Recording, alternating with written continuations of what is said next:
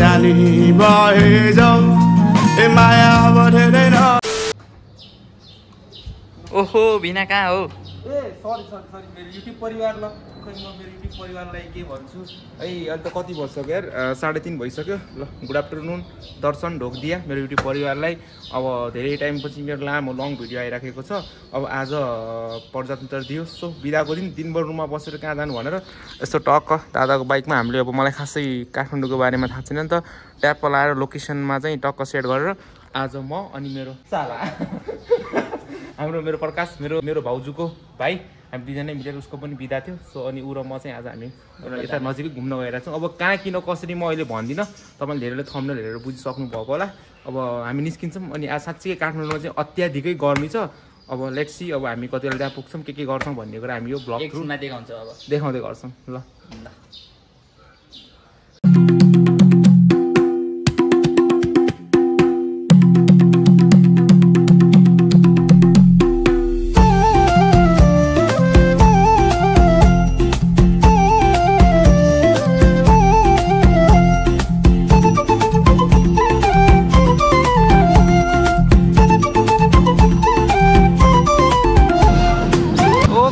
Guys अब अहिले हामीहरू फाइनली लगनखेल पुगिसकेका छौँ। हामीहरू खासमा यहाँ किन आएको कहाँ छ तिमी? हामी किन आएको यहाँ? हामी तपाईँको यो रातो मसिन रातको चाहिँ आज रथ तान्ने यहाँ चाहिँ लगनखेल चाहिँ प्रोग्राम रहेछ। अब मैले चाहिँ यो प्रोग्राम अहिलेसम्म हेरेको छैन त सो म चाहिँ यो हेर्न आएको छु। आमामा यति मान्छेहरू आउनु भएको छ यहाँ। सपनै सपना रहरले भरिएको जिन्दगीमा आफ्नो सपना पुरा गर्न प्राय सबै मानिसहरू काठमाडौँ आउने गर्दछन्। देशको राजधानी र सपनाहरूको सहर उपत्यकामा दैनिक रूपमा भेला सम्मेलन त हुने नै गर्दछ। आज पनि निकै मानिसहरूको ठुलै भिड थियो। अब तपाईहरूले सोच्नु र सोध्नुहुन्छ होला कि के को भिड, कस्तो भिड? प्रसङ्ग रहेको थियो रातो मच्छिन्द्रनाथ रथ जात्राको। त्यही भिडमा म पनि मनमा हजारौँ प्रश्नहरू र जिज्ञासा बोकेर जात्रा हेर्न पुगेँ। म उपत्यकाभन्दा बाहिरको मेरो लागि यो सबै कुराहरू नौलो नै रहेको थियो। रातो मच्छिन्द्रनाथको जात्राले निकै नै ऐतिहासिक महत्त्व बोकेको रहेछ। नेवा समुदायले गर्दा नै रातो मच्छिन्द्रनाथको जात्रा अहिलेसम्म हुँदै गरेको रहेछ र नेवा समुदायलाई हृदयदेखि नै धन्यवाद दिन चाहन्छु। उहाँहरूले गर्दा नै अहिलेसम्म यो परम्परा र संस्कृतिको जगेर्ना हुँदै आएको रहेछ।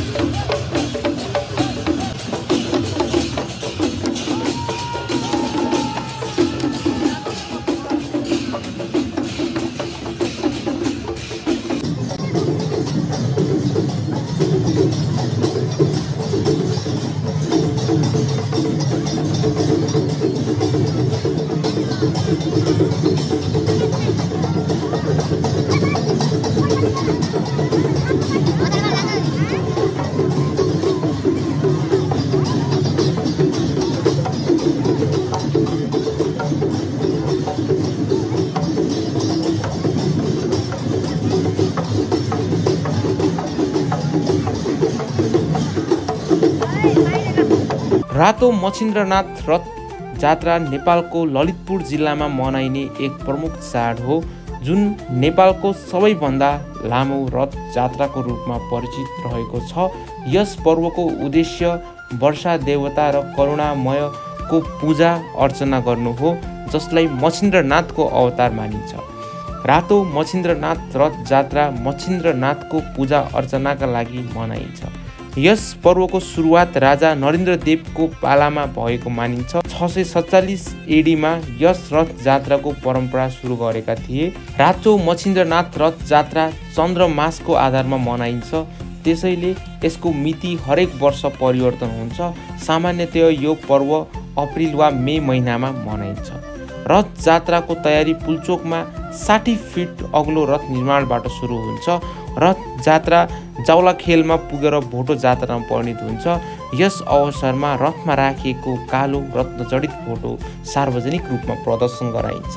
रथ जात्राको मुख्य मार्ग त ललितपुरका प्रमुख स्थानहरूबाट भएर जान्छ, जसमध्ये पुल्चोक, गवाहल, हाखा, सुन्दरा, चक्रबहिल, लगनखेल र जावलाखेल रहेका छन्।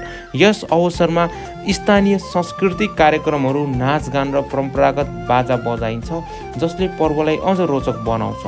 रातो मच्छिन्द्रनाथ रथ जात्रा नेपालको सांस्कृतिक धरोहरको महत्त्वपूर्ण अंश हो, जसले धार्मिक आस्थासँगै सांस्कृतिक विविधता र समुदायको एकता प्रदर्शन गर्दछ।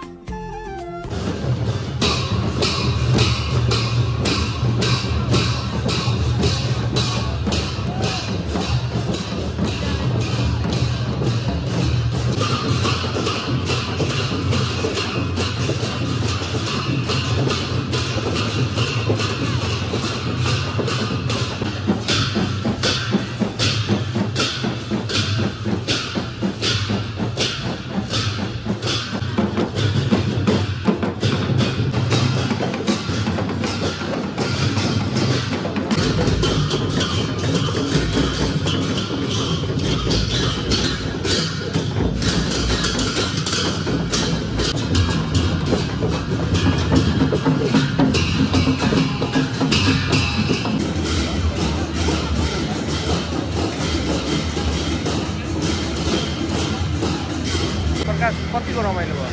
एकदम रमाइलो भयो। फर्स्ट टाइम मेरो नि फर्स्ट टाइम म यहाँ आएको। एकदमै मान्छेहरूको चाप एकदमै बढी छ। अनि डिफ्रेन्ट ग्रुपले चाहिँ डिफ्रेन्ट त्यो बाजाहरू बजाइराख्नु भएको छ। त्यो मलाई पनि थाहा भएन। फर्स्ट टाइम आएको फर्स्ट टाइम सोध्ने भनेको कस्तो बुढो आएको आमालाई सोध्न हामी पनि भ्याएनौँ। अब एकदमै अब यो तपाईँको रथ चाहिँ 5:30-6 बजी तान्नेवाला छ अरे। अब हामी चाहिँ धेरै टाइम दिँदैछु। अब हामी चाहिँ अर्को ठाउँ जान्छौँ। यहाँबाट कहाँ जान्छौँ हामीलाई पनि थाहा छैन। त्यो साँच्चै एकदम रमाइलो भयो। एकदम रमाइलो। अनि आज गर्मी नि अति छ क्या फेरि।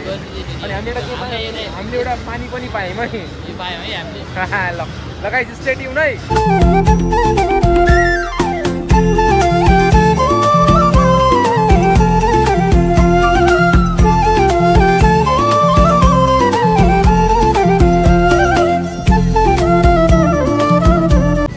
ओके गाइज, अब अहिले हामीहरू चाहिँ पाटन कृष्ण मन्दिरमा आइसकेका छौँ।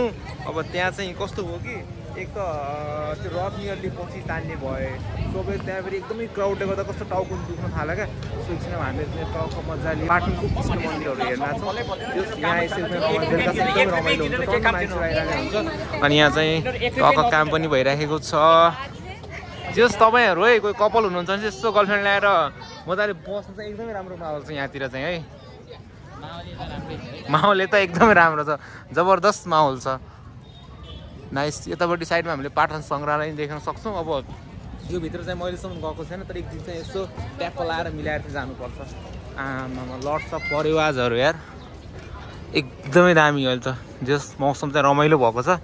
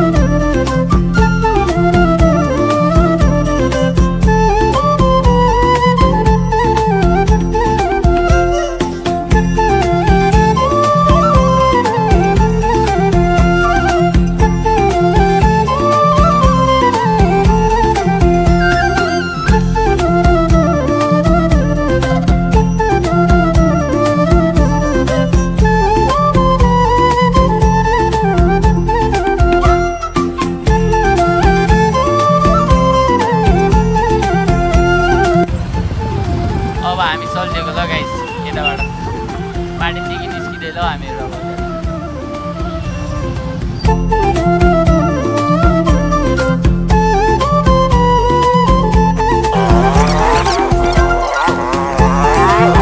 फाइनली हामीहरू लगभग 6 बज्न आँटिसकेका छ हामीहरू रुम पुगिसकेका छौँ एकदमै रमाइलो भयो मलाई चाहिँ म प्रकाशलाई सोध्छु ल प्रकाश एकदमै रमाइलो भयो हामीहरू रुम पुगिसक्यो ल ल ल okay thank you so much मेरो ब्लग लास्टसम्म हेरिदिइबक्सेकोमा अनि don't forget to like comment share and subscribe है त लभ यु गाइज अनि स्टे सेफ आफ्नो चाहिँ केयर गरिबक्सेला